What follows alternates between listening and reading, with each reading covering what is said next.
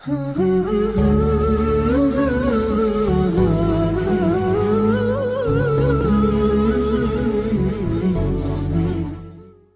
الله الرحمن الرحيم. الحمد لله رب العالمين، والصلاة والسلام على سيدنا محمد وعلى آله وأصحابه أجمعين. خوشويستان و بەڕێزان، سەلام و ڕەحمەتی خوای پەروەردگار لە ماڵێک لە ماڵەکانی خوای پەروەردگاردا لەسەر ئێمە و سەرجەم ئەهلی قیبلە بێ لە ئومەتی محەممەد صلی الله عليه وسلم. دانیشتەکەمان بە سێ سڵاوەت بۆ ڕوحی خۆشەویست و تاجی سەرمان نوری چاومان دەنێرین و دەڵێن: اللهم صل على سيدنا محمد وعلى آله وصحبه وسلم. اللهم صل على حبيبنا محمد وعلى آله وصحبه وسلم. اللهم صل على شفيعنا محمد وعلى آله وصحبه وسلم. خۆشەویستانم، ئاینی پیرۆزی ئیسلام یەکێک لە هەرە بنەما سەرەکیەکانی دوای عەقیدەی یەکتاپەرستی و تەوحید بریتیە لەوەی کە ئینسان حەڵاڵ و حەرام لە یەکتری جیا بکاتەوە. پەنا دەگرین بەخوا کەسێک بڵێ کەی باوی حەڵاڵ و حەرام ماوە، ئەوە بەسەر چوو. ئەگەر کەسێ ئەم قسەیە لە ناخی دڵەوە بکە، پەنا دەگرین بەخوای پەروەردگار پێی کافر دەبێت. پێغەمبەری خوا صلی الله عليه وسلم دەفەرمێ: الحلال بين والحرام بين. حەڵاڵ و حەرام جیا کراونەوە ئاشکران. لەسەر جەنابەت هیچ گومانم نییە لەسەر ئەوەی کەوا ئاوی خواردنەوە حەڵاڵە. ئەوە هەمومان، خوێندەوار بینیان نەخوێندەوار، لە شارە بژینیان لە لادێ، سەرەتای ئیسلامەتیمان ئاگاداری ئەوەین کە ئاو حەڵاڵە. بەڵام هەمووشمان دەزانین کە هەر شتێک ئینسان سەرخۆش بکە حەرامە، وانە هەموومان دەزانین عەرەق حەرامە. هەموو کەسێک کە لە ئیسلامەتیدا پەروەردە بوو بێ ئەزانێت گۆشتی بەڕ و بزن و ئەوانە حەڵاڵە، و هەموو ئەوانش کە لە ماڵێکی موسڵماندا پەروەردە بوون یەقینیان هەیە کە گۆشتی بەراز حەرامە. هەموو کەسێک دەزانێت داوێن پاکی سەروەریە و ئینسان لەگەڵ خێزانی حەڵاڵی خۆیدا جوودبوونیشی بە ئەجر حیسابە، و هەموو کەسێکی موسڵمانی فێتڕەت پاکیش یەقینی هەیە کە زینا حەرامە. پێغەمبەری خوا صلی الله عليه وسلم فەرمووی: حەڵاڵ ئاشکرا و دیارە، حەرامیش ئاشکرا و دیارە. بەڵام وبەینەهما مشتەبیهات لا يعلمها كثير من الناس. لە بینی حەڵاڵ و حەرامەکەدا کۆمەڵێک شتی گوماناوی هەیە، زۆربەی خەڵکی نایزانن. فمن اتبق الشبهات استبرأ لدينه وعرضه. هەر کەسێک خوای گەورە ڕەحمی پێ بکا و خۆی لە شتە گوماناویەکان بپارێزێ، دوو شتی پارێزراوە: دین و ئیمانی پارێزراوە، هەروەها کەسایەتی و ڕێز و حرمەتیشی لە ناو خەڵکا پارێزراوە. واتە لە بینی حەڵاڵ و حەرامدا کۆمەڵێک شتی گوماناویمان هەیە، دیار نین، خەڵک لیان لە گوماندایە، وەکو ئاوەکە و عەرەقەکە نییە، لەو بەینەدایە، نازانی نە حەڵاڵی حەڵاڵە نە حەرامی حەرامە. هەر کەسێک لەم شتانەی کە گومانیان تێدایە هاتۆ یەکسەر لە ڕاڕاییەکا دەژی. هەر کەسێ واز لەمە بێنێ دین و ئیمانەکەی سەلامەتە، تووشی حەرامخۆری نابێ، هەروەها قەدر و حرمەت و کەسایەتیشی سەلامەتە، لە ناو خەڵکا بێڕێز نابێ. جەنابتان زۆر جار کارێکت کردووە هەر لە خۆ گومانێکت بۆ دروست دەبێت. لە من دەپرسی، لە مامۆستایشکەی بەڕێزی مزگەوت دەپرسی، دواتر لە مەلایەکی کەش دەپرسی، هەر چەندەکەی دڵت ئاو ناخواتەوە. جاری وایە فتوای مامۆستاکەش دڵت ئاو نادا، مامۆستاش خەریکە دەڵێ نازانم دەڵێم چی. وەکو لەم سەردەمەدا زۆر شتی وامان هەیە. پێغەمبەری خوا صلی الله عليه وسلم بۆ چارەسەری ئەمەش دەفەرمێ: الإثم ما حاك في صدرك وكرهت أن يطلع عليه الناس. ئینسان ئەم پێوەرە زۆر ئەساسە بۆ ئێمە. ئەمڕۆ خۆشەویستانم، ئیماندارانی بەڕێز، لە زروف و زەمانێکین وەکو قەدیم نییە حەرامەکان کەم بن. لەو بەینەدا زۆر شتی تازە پەیدا بووە. لەم کاتانەدا ئەم فەرمودەی پێغەمبەر صلی الله عليه وسلم پێوەرێکی زۆر گرنگە بۆمان، قاعیدەیەکە، یاسایەکە، وەکو یاسایەکی بیرکاری کاروباری خۆتی پێ هەڵسەنگێنە. سەروەرمان فەرمووی: هەر شتێک ئەم دوو نیشانەی تێدا بێ بزانە حرامە گوناهە هەر شتێک ئەم دوو نیشانەی تێدا بێ ئەگەر ئەم دوو نیشانەی تێدا بوو پرسی مامۆستای مزگەوتی بۆ مەکە خۆت فتوا لە دڵی خۆت وەرگرە جا خۆشەویستان ئەو دوانەش ئەمن ما حاکە فی سەدریکە لە ناخەوە سنگت خەریکە ئەتەقێ حەز بە دڵەکوتێ و دڵناڕەحەتیەک دەکەی نازانی بۆ وای قەلەقی دڵناڕەحەتی مەحزوونی بەڵام ئەوە بۆ پیاوانێک و خوشکانێکی وەکو جەنابتان ئەهلی مزگەوت ئەم قسەیەمان بۆ کەسێک نییە کە دڵی لە حەرامە ڕەش بووە هیوا هەیە بە ملیار دۆلاری ئەم خەڵکە بخوا هەر بە بای خەیاڵیشیان نایە سینەی ئەو ڕەش بووە ئەم قسەی پێغەمبەری خوا صلی الله علیه وسلم بۆ تۆی ئازیز و بەڕێزی ئەهلی مزگەوتە کە شەو ڕۆژماڵەکەی خۆت بەجێدێڵی و لە ترسی خوا دەیەتە ماڵی خوا کە مافی کەسل لەسەر نییە و لەبەر ڕەزامەندی خوا دەست بە گیرفان تا دەکەی و بە بێدەنگی دەیخێ دەستی فەقیرەکەوە من لەگەڵ دڵی تۆمە ئەو دڵەی گەردی نەگرت پێ ئەها پەڕەیەکی سپی یەک تۆزی پێوە بنیشێ پێوەی دیارە ئەی لەوحێکی ڕەش هەزار نوکە قەڵەمی ڕەشی لێ لە پێوەی دیار نەماوە تازەوە ڕەش بووە سینەی پاک و ئینسانی بەڕێز و بە حرمەتی وەکو بەڕێستان ئەگەر تووشی حرام خواردن بوو دەزانێ یەکسەر دوو ئیشارە دوو گڵۆپی سوورت بۆ هەڵدەبێ یەکەمیان سینەت زۆر ناتەواوە هەز بە قەلەقیەک دەکەی هەز بە مەحزوونیەک دەکەی خەریکە دڵت لە سنگا دێتە دەرەوە ئەها لە تاوانە دەچی بۆ لای ئەم مەلایە لەو دەپرسی دەچی بۆ لای ئەوە هەر دڵت ئاو ناخواتەوە ئەوە نیشانەی یەکەم زۆر قەلەق و ناڕەحەتی دووەمیان پێت خۆشە خەڵک پێی نەزانێ حەز ئەکەی خەڵک پێی نەزانێ و شتەکە پەردەپۆش بکرێ نمونەیەکی واقعی بۆ جەنابتان بێنەوە جەنابەت ئەگەر موچەخۆری دەوڵەت بی دەوامەکەی خۆت بەڕێک و پێچی کردبێ کاتێ سەری مانگ موچەکەت وەردەگری یان کرێکارێکی ویشت بۆ کابرایە کردووە لە خانوودا لە هەر شتێکە دەغەڵیت لە ئیشەکەدا نەکردووە حەقی ئیشەکەت داوە ئەوەندەی لێت زانیوە لەبەر خوا درێخین نەکردەوە بە ماڵی خۆت زانیوە توخوا کە کرێکە وەردەگری چەند مرتاحی کە معاشەکە وەردەگری چەند مرتاحی چونکە یەقینت هەیە غەشت تێدا نەکردووە زیاد لەوە خۆت ماندوو کردووە کە پارەکە وەردەگری یەک هەناسەی خۆشیت دێتە بەرەوە زۆر مرتاحی تخوا پرسی هیچ مامۆستایەک دەکەی مامۆستا معاشەکەم حەڵاڵە یان نا یان کرێکاربی وەستابی بڵێ ئەرە مامۆستا معاشەکەم کرێکەم حەڵاڵە نا هەر دڵی خۆت پێت دەڵێ حەقی خۆتە و یەخوا لەشە ساغ بێ و نۆشی جانت بێ بەڵام ئەگەر کەسێک معاشێکی بندیواری بۆ دەبڕنەوە لە پەنای حیزبێکە دەڵێن وەرە بندیوارێکت بۆ دەکەین کە وشەیەکی زۆر ناشرینە کاتێک کە وەری دەگرێ نەدەوامی کردووە نە خزمەتێکی بەم وڵات و خاکە کردووە نە هیچ ئیشێکی کردووە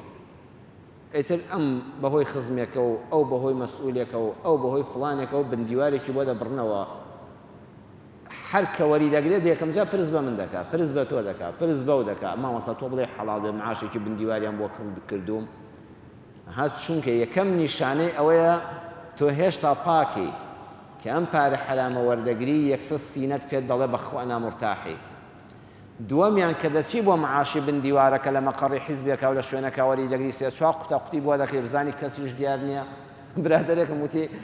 کۆمەڵە بندیوار بووین باسی حراممان دەکرد کە چووین وەرمانگرت تی هەمومان دزا و دزکەوت بووین تی هەمومان تەریق بووینەوە خواخوامان و کەس نەمان بینێ معاشی حەڵاڵ و پارەی حەڵاڵ بێمنەتی لە هەموو عالەم چاوی خەڵکا دەڕۆی نیشانەی دووەمی حرام ئەوەیە خواخواتە خەڵک پێی نەزانێت پەردەپۆش بێ بە دزیەوە ملە قوتەیەکی ئەم لاولای بۆ دەکەی ئەو دوو نیشانەیە لە هەر شتێکە هەبوو خۆشەویستی من برا و خوشکی لە ڕێزم پرسی مامۆستای مزگەوتی ناوێ هەر شتێ لە سینەتە هەستت بە نائارامی کرد و قەلەق بۆی دع ما یوریبوکە ئیلا ما لا یوریبوکە هەر شتێک گومانت لێ هەبوو سەروەر فەرمووی صلی الله علیه وسلم وازی لێ بێنە بڕۆ بۆ لای کارێک کە گومانی لەسەر نییە خۆل لە شتی گوماناوی پارێزە لە حرام دەپارێزرێ پێغەمبەری خوا صلی الله علیه وسلم پێنج شتی بۆ ئێمە دانا فەرمووی ئیتەقی المەحارم تەکون ئەعبەد الناس خۆل لە حرام بپارێزە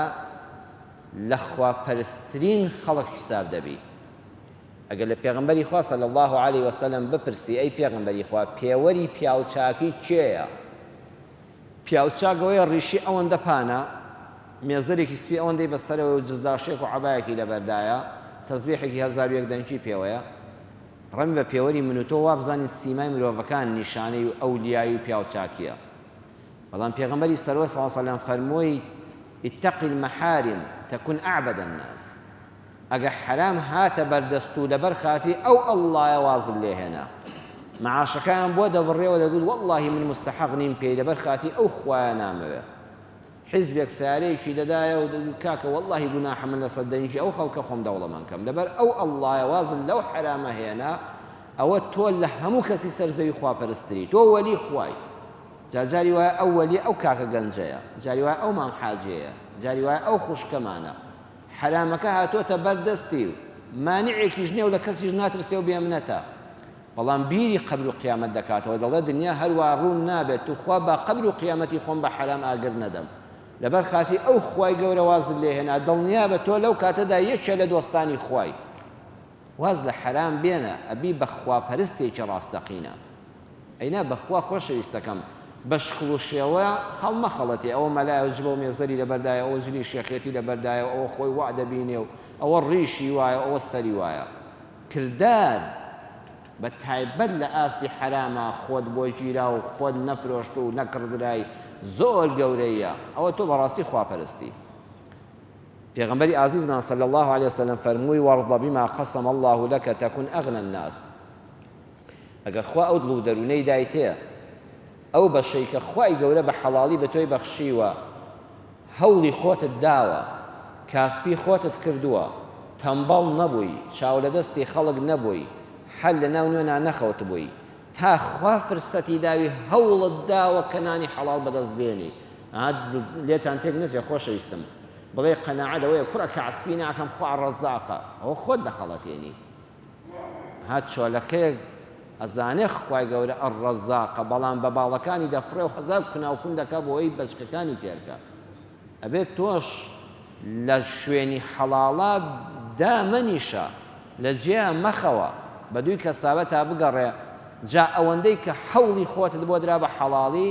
دوای ئەوەی بە نسیبت بووکتت خوا لێت بە زیاد بێ بەو بەشە ڕازیم دوای هەوڵ و ماندووبوونی خۆم کە تۆ بە نسیبت کردوم پێغەمبەر صلی الله علیه و سلم فەرمووی هەر کەسێ خوا ڕەحمی پێ بکە ئەم قەناعەتە لە سینەیدا بێ وەڵڵاهی لە هەموو کەس دەوڵەمەندترە ئەگەر دەتەوێت دەوڵەمەندترینی خەڵک بی بە ڕەسیدی بانقی و ژمارەی دینار و دۆلار نییە دەوڵەمەندترینی خەڵک ئەو کەسەیە دوای هەوڵ و ماندووبوون و کەسابەتی حەڵاڵ جوهدی خۆی تەواو خستۆتە کار خوش بڕیوێتەوە ڕزق و ڕۆزیەکە دەڵێ یا ڕەبی خۆیان شکرم بەبەشت مەمنونم وا دەزانم کەس لە من دەوڵەمەندتر نییە ئای چه خۆشە دڵت دەوڵەمەند بێ کەواتە دەوڵەمەندی بەدڵە بە ماڵ نییە پێغەمبەر صلی الله عليه وسلم فەرمووی ئەحسن إلى جارك تكن مؤمنا بۆ دراوسێکەت باش بە ئیمانداری نیشانەی ئینسانی ئیماندار ئەوەیە دراوسێکانی لێ ئەمینن پێغەمبەر صلی الله عليه وسلم لە حەدیثێکە سێ جار سوێندی خوارد فەرمووی والله لا يؤمن والله لا يؤمن والله لا يؤمن والله ئیمانداری تەواو نییە والله ئیسلامی ناشرین کردووە والله بۆتە بەڵا لەسەر دینی خوا والله دیندارێکی ڕاستەقینە نییە وتیان ئەی پێغەمبەری خوا صلی الله عليه وسلم چێ بە قوربانیت بم خێرا پێمان بڵێ فەرمووی من لا يؤمن جاره بەوائقه ئەو کەسەی کە دراوسێکەی لە شەڕی ئەمین نییە دراوسێکە هیوا هەیە بەڕێ ڕێزان لە گەڕێکێکە یەک گەڕک دەشێوێنێ هیوا هەیە خانووەکەی لە ترسی دراوسێکەی دەفرۆشێ ئەڵەن پیاوچاکێکە بوو کابرایەکە بوو دراوسەی ماڵێکی باش بوو خانووەکەی محتاج بوو بە پارە و فرۆشتی دەیفرۆشت وتیان بە چەند وتی بە 2000 مەبەستم 2000 زێڕی ئەو کاتەیە وەکو بڵێ بە 2 دەفتەر دۆلار لەم سەردەمەدا وتیان کاکە ئەوە تۆ دەڵێ چی هەموو نووسینگەی زەویوزار و عەقارات بگەڕێ ئەم خانووە 1000 سکەی زێڕ دەکا یعنی یەک دەفتەر دەکا تۆ 2 قاتل لەسەر داناوە وتی براینە منیش عەقڵم هەیە ئاگام لە بازاڕە پرسم کردووە بەڵام 1000 دیناریان هی خانووەکەمە 1000 دیناریشیان هی ئەو دراوسەیەمە کە بە 1000 دینار بیکڕی کەمە ئەزانی دەبی بە دراوسەی چی پیاوێک کە بە خۆی و خێزان و ماڵ و منداڵیەوە چەند بە حرمەتن 2 خانووی ئەوا دێنە دراوسەیەتی ئەوان ئەوە ناچارم و محتاجی خانۆکەم پێ دەفرۆشێ ئەینا ئەو خانۆی من ئەگەر هەزاری هی خۆی بێ هەزاریان قیمەتی دراوسەکەیە کە دەبی بە دراوسەی ماڵی فڵان کەس چەند خۆشە خەڵک ئەوا شاهیدیت بۆ بدا کابرا کە خانۆکەی فرۆش بۆت بگریا بەو کەسەی کە پێی دەفرۆشێ بڵێ بەو خوایە زەرەدن نەکردو ئەگە دوو ئەوەندە شت پێ بدایە چونکە دراوسەی ماڵی فڵان کەسی هەر کەسێکتان بینی دراوسەکانی شاهیدیان بۆدا کە بەڕاستی لە دوو شت هەموو بە سیارەکەت پڕا و پڕ دۆلار بێنیە ماڵەوە ئەو دراوسەیە چاولار ناکاتەوە بزانێت چیت کردووە باسم ناکە دراوسەیە چاگەوەیە 100 میوانت بێ لێن ناپرسیارە ئەو میوانانە بۆچی هاتن ئەرێ ئەم شەو دوو سێ سیارە لە بەردەمی ماڵتان بوو بۆچی هاتبوون بۆ خوازبێنی هاتبوون ئەوە چیتان کرد ئیلا مەگەر خوا نەخواستە بزانێت تۆ نەخۆشی هەژاری گرفتاری ئەویش بە ئەدەبەوە دراوسەیەتی چاک ئەوەیە خۆت هەڵ ناخۆتێنە لە کاروباری دراوسەکەی مراقەبەی ناکە چی ئیشێک دەکەیت چیت کرد منداڵەکەت چی کرد چۆن بوو چۆن هاتی میوانەکەت چێ بوو ئەمینی ئەوەندە ئەمینی ئەمجا کە بەجێت هێش وا بزانی بۆ خۆت لە ماڵی دڵنیابی لە شەڕی پێغەمبەری خوا صلی الله علیه و سلم فەرمووی وەڵڵاهی ئەو کەسە ئیماندارە دەی سەیری خۆت کە بزانە وای وأحب للناس ما تحب لنفسك تكن مسلما ناسنامەی ئینسانی ئیماندار ئەوەیە کە بۆ خەڵکی پێی خۆشە لەو شتەی کە بۆ خۆی حەزی پێ دەکا لەم فەرموودەدا پێغەمبەری خوا صلی الله علیه و سلم فەرمووی أحب للناس ما تحب لنفسك تكن مسلما خۆشەویستان کێ ئەزانێ وشەیەک جێگەی سەرنجە لەم دێڕەی فەرموودەکەدا أحب للناس ما تحب لنفسك تكن مسلما کێ ئەزانێ وشەیەک هەیە جێگەی تێڕامانە دەبێت لە سەری بوەستین بەڵێ بەڕێزان بەڵێ کاکیگەن بەڵێ نە نەخێر مسلیمەش نییە بەڵێ کاکە الناس زۆر ڕاستە ها پێغەمبەر صلی الله علیه و سلم نەیفەرموو أحب للمؤمنین ما تحب لنفسك أحب للناس بۆ هەموو خەڵکی ناس یعنی چی یعنی هەرچی ئینسانە ئێمە هەموو جارجاری وایە ها دوعا دەکەین خوای وڵاتی مسلمانان پارێزی ئێستا من هەموو جاڵم اللهم اجعل بلادنا کوردستان وسائر بلاد العالم هەر کەسێک مرۆڤێک لە هەر شوێنێکی ئەم سەرزەویەدا بوو جا مەسیحیە جوولەکەیە کوڕە کۆمۆنیستە هەر چیەک بێ حەزت پێ نەبێت تووشی شەڕ ببێ چونکە بەڵای شەڕ لەو ئەمریکایە بێت تۆ لێرە زەرەدێکت پێگەیوە شەڕ لە سووریا بووی مە زەرەدمان پێگەیوە شەڕ لە بەغا بێت تۆ لێرە زەرەدت پێگەیوە بۆ هەموو خەڵکی سەرزەوی بەم نەفسیەتەوە فێری ئیسلامەتی ببین ئێمە زۆر جار خەریکە زوڵم لە دینەکە دەکەین ئەڵێ کورە خوا دەکا ئەو کافرانە سونامێک دەبینی لافاو لە وڵاتێکی داوە کابرا لە بەریا تەلەڤیزیۆنەوە لەخوا بەزیادە بەخوا چاکە و کافرانە خوا غەزەبی لێگرتن ئەمە تێگەیشتنێکی دیندارانە نییە بۆ خەڵک ئەها پێغەمبەری خوا صلی الله علیه و سلم فەرمووی أحب للمؤمنین فەرمووی أحب للمسلمین نا أحب للناس ئەها خۆشەویستمان چەند بە جوانی ئەم دینەمان تێدەگەیەنێ بۆ هەموو خەڵکی سەرزەوی چیت بۆ خۆت پێت خۆشە بۆ خەڵکیشت پێ خۆش بێ حەز دەکەی خانووەکەت تارە لێیدا و بڕوخێ بەسەرتا بێگومان نەخێر قەت حەزیشت پێ نەبێت لە ڕووسیا سارۆخێک وەرماڵەکەوێ ئەگە کابرا کۆمۆنیستیش بێ چونکە ئینسانە ئەگە کابرا بۆ خۆی بێ بڕوایە منداڵەکەی تاوانی هەیە ئەگە کابرا بۆ خۆی تاوانبار و مجریمە ژنەکەی تاوانی هەیە ئەگە ژنەکەشی مجریمە دایک و باوشیشی اختیاری لەسەر جێگا کەوتون تاوانیان هەیە نەخێر ئەبێ بەو نەفەسەوە ئینشاءالله فێری دینداری بین قەت زەرەری کەست پێ خۆش نەبێ بە پێچەوانەوە کوڕەکەت دەرچووە لە مەکتەب و شەهادەکەی لە سەرەتای لە ڕەوزەوە حتا زانکۆ هێنایەوە دەرچوو بوو ئەگە بیستت کوڕی فڵان کەسیش دەرچووە ئەوەندەت پێ خۆش بێ وڵێ یا ڕەبی خوا لێت بەزیا بێ ئەگە کچەکەت هاتۆتەوە دەرنەچووە لە زانکۆ لە پەیمانگە لە ئامادەی و چەند ناڕەحەتی ئەگە بیستیشت کچی دراوسێکەشت دەرنەچووە زەردەخەنەیەک ناتە سەر لێوت بڵێ یا ڕەبی خوا ڕەحمی پێ بکەی ئینشاءالله دەرەچێ بەم نەفەسەوە ئیتر سەیری ئاینەکەی مەکە سەیری مەکە ئەوە کابرایەکی مەسیحیە لە عەنکاوایە وەڵا خانۆکەی ڕووخاوە بڵێ کوڕە خوا غەزەبی لێگرتووە ئەوە ئیشی من و تۆ نییە ئەوە قیامەتەوانەیەک لای دەکاتەوە لەم دنیادا دڵ و دەروونت وا پەروەردەکە هەرچی بۆ خۆت پێت خۆشە بۆ هەموو کەس پێت خۆش بێ ئەمریکیەک لەو سەجادە بکوژرێ پێت ناخۆش بێ چونکە ئەویش کوڕی ئینسانێکی چێ ئەڵێ باوکو دایکی جەرگ سوتاو نەبوون و نەژیانە نەماون پێت خۆشە کوڕەکەی خۆت بکوژرێ پێت خۆشە جەنازەت بۆ بێتەوە بەو نەفەسەوە بیر بکە کابرایەکی ئینگلیز لەو سەجادە تووشی حادیسەیەک بێ پێت ناخۆش بێت چونکە تۆ کە بە تووشی حادیسە بووی پێت ناخۆشە. ئەمە پەروەردەی ئەمە ئیسلامە ئێمەیە، ئەوە پەروەردەی محەممەدیە صلی الله عليه وسلم دەبێت دینداری ئاوا فێر بین. قەت بە زەرەدی هیچ ئینسانێک جا هەر دینێکی هەیە هەر بیر و باوەڕێکی هەیە خۆشحاڵ مەبە، چیت بۆ خۆت پێت خۆشە بە ئیزنی خوا بۆ خەڵکیش پێت خۆش بێ. سردارمان صلى الله عليه وسلم فرمووی ولا تكثر الضحك فإن كثرة الضحك تميت القلب. جا ئەمە لەگەڵ یەک بەیەکی ئێمەیەتی هەر لە ئەوەڵی حەدیسەکەەوە دی قەلبەن. فەرمووی ئیڕضا فاعیلەکەی چێیە؟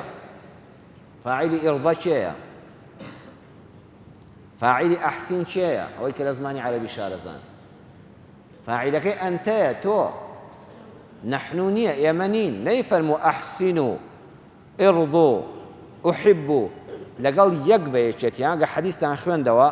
ئاوا بە تاک باسی کردبوو وەلا تەکفیر لەگەڵ تۆیەتی بە تەنها، یعنی پێغەمبەری خوا صلی الله علیه و سلم لەگەڵ یەکمان قسە دەکا بۆی زۆر بەردی گوێ لێ بگرین. دەفەرمێ پێنجەم ئامۆژگاریم بۆ تۆ ئەی ئیماندار ئەوەیە قەت بە قاقا پێ مەکەنە چونکە دڵت دەمرێنێ. زەردەخەنە و تەبەسوم با دایمە لەسەر لێوت بێت. تەبەسومکە فی وەجهی ئەخیکە سەدەقە. زەردەخەنە لەسەر لێوت بێ نیشانەی ئەوەیە کە چاکەت زۆر دەبێت. ئینسان ناتوانێت بە ماڵ و سەرۆت و سامانی یارمەتی هەموو کەس بدا، بەڵام دەتوانێت بە زەردەخەنە شت ببەخشێ. با زەردەخەنە لەسەر لێوت بێ، با زەردەخەنەیەک سەدەقەیەکت بۆ دەنووسرێ. بەڵام پێغەمبەری خوا صلی الله علیه و سلم فەرمووی زۆر قاقا لێمەدا. لەگەڵ ڕێزم بۆ جەنابتان هیوا هەیە کە پێدەکەنێ ماڵە دراوسەکەی لەو دیوە گوێی لە قاقایەتی. ئەزانی بۆ دڵت دەمرێ چونکە نیشانەی ئەوەیە تۆ وا ئەزانی خەمبارێک لەم سەرزەوێدانیە. پێ بکەنە زەردەخەنت بێتێ، پێ بکەنە بەس قاقا لێمەدا، بەس زۆر زۆر پێ مەکەنە. چونکە ئەو کەسەی کە هەمیشە هەر پێ دەکەنێ و قاقا لێ دەدا یعنی خەمی کەسی نییە. ئیسلام ناڵە هەر بگریە، پێکەنین تەبەسوم ئەمانە خۆشە، بە زوا پێ مەکەنە کە یعنی خەمی کەسن نیە، چونکە دڵنیا بە لەو وەختەی کە تۆ پێ دەکەنی یەکێ دەگریا لەسەر زەویدا. دڵنیا بە لەو کاتێک کە تۆ قاقا لێ دەدەی یەکێ غەمبارە. دڵنیا بە لەو کاتێک کە تۆ شایت هەیە یەکێ شیوەنی هەیە. وا مەکە کە کابرای دراوسێت لەو دیوە گوێی لێ بڵێ لە خۆشی چی پێ بکەنێ، بۆ خۆت تووشی و حاڵەتە بووی کە خەمێکت هەیە کابرا پێ دەکەنێ باشە بێ لە خۆشی چی پێ بکەنێ، بۆ دنیا خۆشی تێدایە. خۆشیەکەت با بۆ خۆت بێ، پێکەنینەکەت با لە حەوشەکەی خۆتدا بێ، با لە ماڵەکەی خۆت نەچێتە ئەو دیوەوە. چونکە کەسانێکی غەمبار هەن ئەو کاتە دڵت دەمرێ. ئینسان کەوای دەهات بەس خۆی بینی حسابی بۆ خەڵک نەکرد دڵەکەی دەمرێ.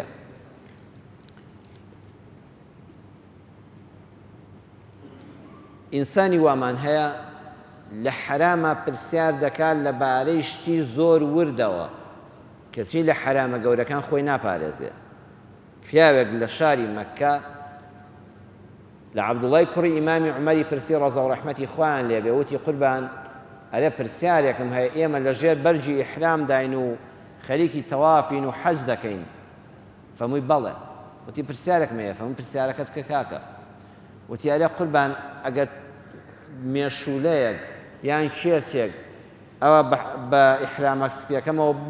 بوەستێ و مێشولەیەک پێ ئەوە پێی کێشم و تۆزە خوێنی لێبێ تۆ بڵێ زەرت بە حەجەکەم بگەێنێ. وتی وەڵی تۆ پیاوێکی زۆر واری عالێ، تۆ خەڵکی کوێی؟ وتی وەڵا خەڵکی لای کوفەی عێراقم. وتی تقتلون حسينا يسألونني عن دم البعوض وقد قتلوا الحسين. تۆ خەڵکی کوفە و عێراقی ئیمامی حوسێن شەهید کردووە، تازە لە خوێنی مێشولە دەپرسی. دیارە تازە ئیمامی حوسێن شەهید کرابوو، دڵی زۆر پڕ بوو، مەبەستیەوە نیە ئەو پیاوە دەستەیە بوو بێ. فەرمووی هیوا هەیە حوسێنی کوڕی ئیمامی عەلی شەهید دەکا، بەلایەوە خوێن ڕشتن هیچ نییە، ئەڵێ ئەبێ مێشولەیەک بە ئێرەتەوە بێت دەستی لێدەی خوێنەکەی خراپ بێ. کوڕی هیوا هەیە دەستی لەسەر بڕینی خەڵکە هەیە پەنا بەخوا، ئەمجار لە خوێنی مێشولە بۆ تۆ دەپرسێتەوە. هیوا هەیە ئینسان سەر دەبڕێ بە ناوی دینەوە، ئەمجار لە نوێژ دەپرسێتەوانێ ئەرێ بە پێڵاوە نوێژ دروستە یان بە قاچ بەبێ گۆرەی دروستە. تۆ ئینسان سەر دەبڕی لەو تاوانە گەورە. تازە واریعی چی؟ کابراک لە بیشری کوڕی حاریسی پرسی چۆ خزمەتی عالمێکی زۆر گەورە بۆ پیاوچاکێکی زمانی خۆی بووە، بیشری کوڕی حاریس. وتی قوربان هاتووم پرسیارێک و ڕاوێژێکت پێ بکەم. فەرمووی بڵێ کاکە،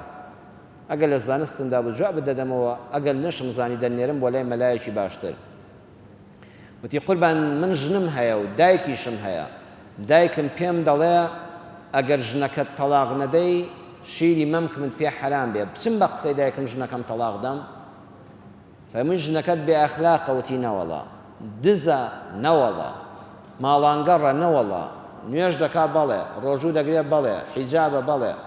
فەرمووی ئەی بۆ وتی وەڵای هەر دایکم هەر لەو ڕۆژەوە کە هێناومە حەزی دەکە خوشکەزایەکی خۆیم بۆ بخوازێ ڕقی لەم ئافرەتەیە کە من بەدڵی خۆم خواستم ئێستا دەڵێ ئەگەر تەلاقی نەدەی شیری مەمکن پێ حەرام بێ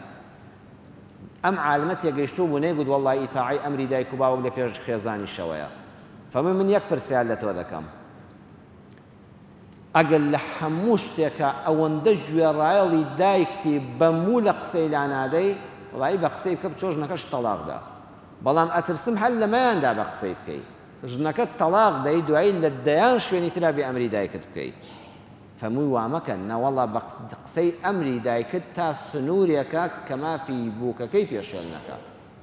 فەرمووی نابێ ئەبێ وریابی بڵێ وەڵی حرامە بێ قسەی دایکت بکەم نابێ بە قسەی دایکت هەتا بە قسەی باوکیشت هەر لە خۆ بڵێ دەگەشت کوڕم ژنەکەت تەلاقدا وازی لێ بێنە نابێ بە قسەی بکەیت بڵێ باوەجیان حرمەتی تۆ لەسەر هەردوو چاوم دایەجیان حرمەتی تۆ لەسەر چاوم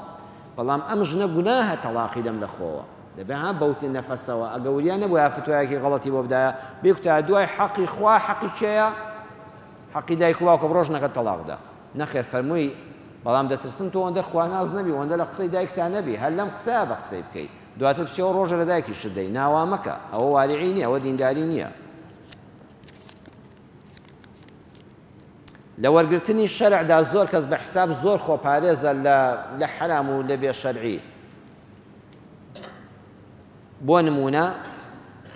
لە زمانی پێغەمبەردا صلی الله علیه وسلم کابرایە کاتە خزمەتی ئەوە لەوە چێت لە هەر یەکێک لە ئێمە ڕوو بدە وتی پێغەمبەری خوا صلی الله علیه وسلم کە دێمە ناو نوێژەوە لە سەفی مزگەوتام لە جەماعەتام هەز دەکەم حرمەتم هەیە بۆ ڕووی جەنابتان ئەمە شتێکی ئینسانی مرۆڤە هەز دەکەم شتێک لە جەستەم دێتە دەرەوە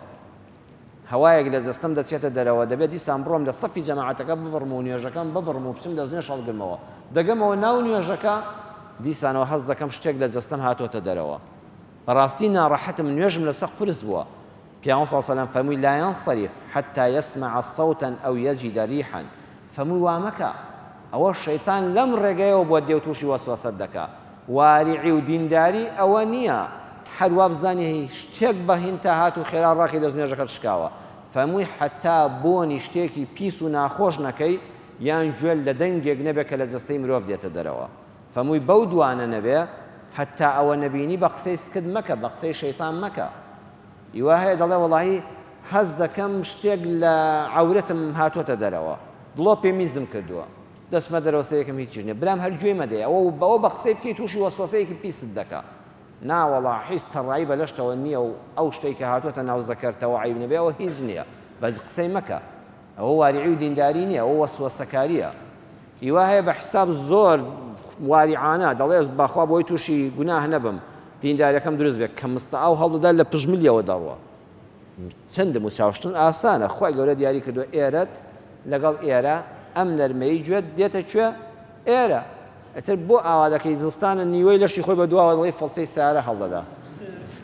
فڵسەکانی سەقەت بۆ نیوەی پشتیشی تەڕ دەکا بە حساب کە ئاوا دەکا با بۆ تۆ تووشی وەسوەسە بووی دینی خوا بۆ ناشرین دەکەی هیوا هەیە تانکێک ئەو سرف دەکات تا خۆی دەشوە بە حساب دەڵێ بۆی غوسڵەکەم زۆر جوان بێ تۆ نەخۆشی ئەبێ وریای خۆت بی خۆت چاکەی ئەوە لە ئاستێکە بە حسابی سوێتی تووشی حرام نەبێ بەڵام بۆ خۆی بەدەستی خۆی تووشی حرام کردو کە ئیسرافی ئاوە زیادەڕەوی لە ئاویشە حرامە هیوامان هەیە نێتی نوێژ دێنێت دەزاڵن نێتمە دەکەم بابەت هەر یەک زە بڵێ الله ئەکبەر لە نێتی ئەو دڵەدا هەبێت دوور کات نوێژی تەراویح دەکەی ئەوەندە کافیە خواسەی نێتی ناو دڵەکەت دەکا خۆ تۆ بۆ من و ئەوی ناکەی ئەوەندە نێتەکەت دووبارە دەکەیەوە تا خەڵک گوێی لێبێ ئەو بە حساب بۆی نێتی نوێژەکەی باش دابەستێ خەڵکیش ئازار دەداوە بۆ خۆشی فەقیرە دەفەوتی ئیمام چۆتە ڕوکوع و هێشتا نێتی نێناوە لە کاروباری کۆمەڵایەتی و ڕۆژانەماندا واللهی وریا نەبین تووشی حرام دەبین ئەم شتانە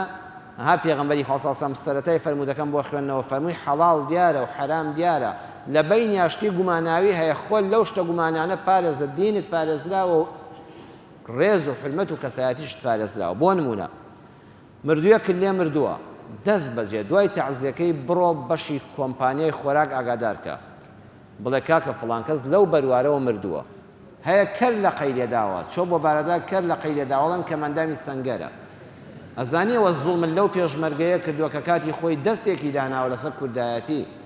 دەبێ بڵێ کەر لە قەیلێداوە مۆگە کەمەندامێکم دەنێ حەقی خۆمە بۆ پێشمەرگەی سەنگەربی. ئەو مەعاشە حرامە. ئەگە با خەڵکیش کەس حەقی نەبێ بەسەرتەوە، چونکە یەقینت بێ ناوناخی خۆت پێت دەڵێ گوناهت دەگا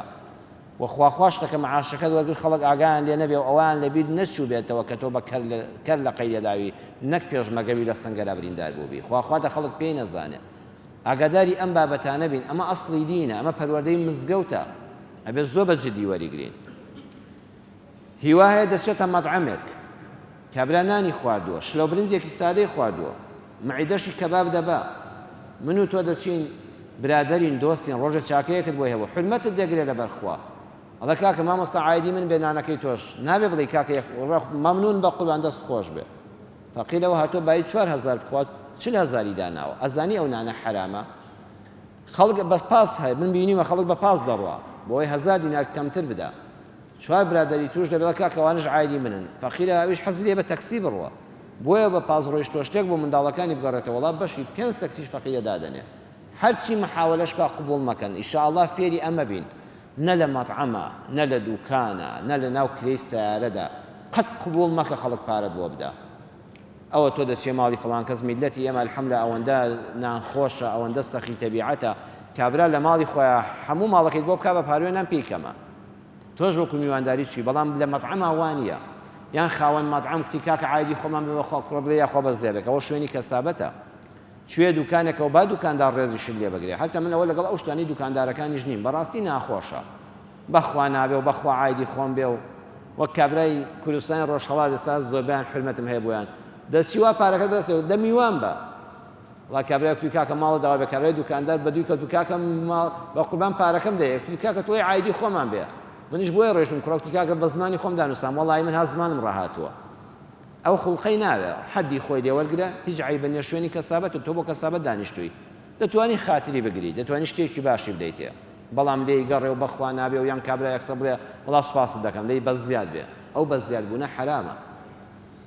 هیوامانێ دەچێت دوکانی چەرەساتێکەوە ئەگەر ڕەمەزان نەبێ دەست دەکات 4-5 فستەق دەخوا و لەتێک گوڵە بە ڕۆژە هەڵدەگرێ و هەر بەبای خەیاڵیشی دانایە وەڵی دەنگێک گوڵە بە ڕۆژە حرامە،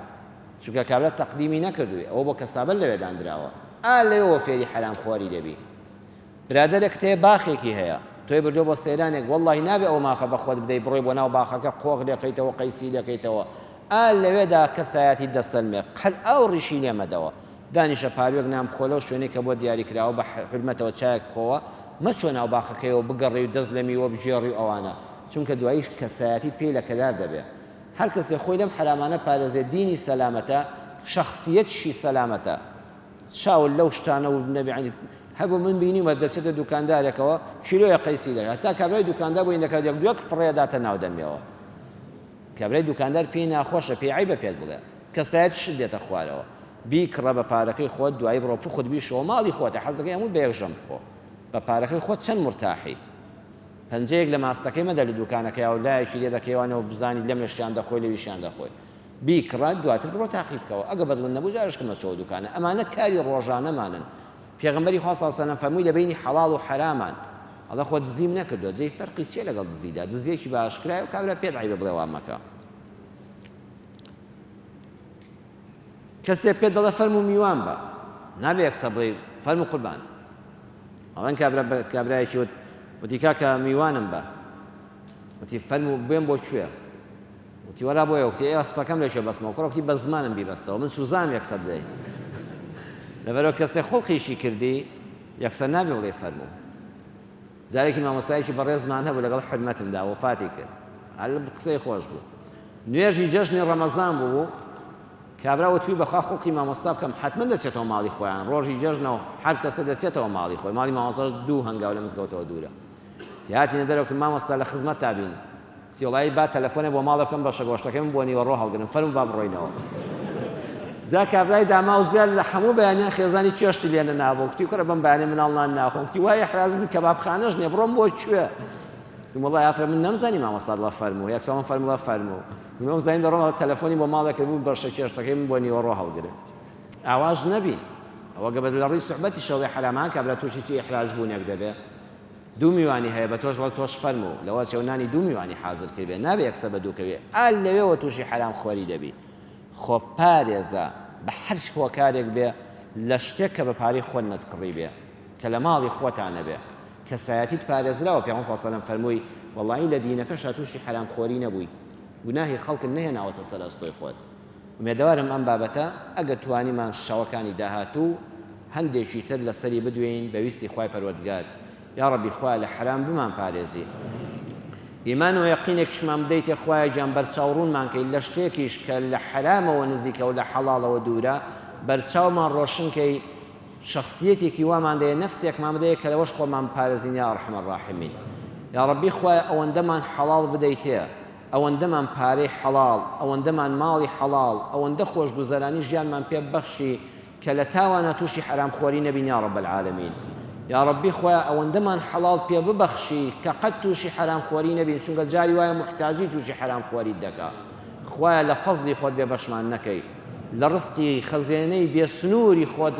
یا ڕەزاق ڕزقی حەڵاڵمان بەسەرا بارێنی چاو لە دەستی خەڵکمان نەکەی چاو لە ماڵی خەڵکمان نەکەی خۆیان تەنها محتاجی قاپی ڕەحمەتی تۆ بین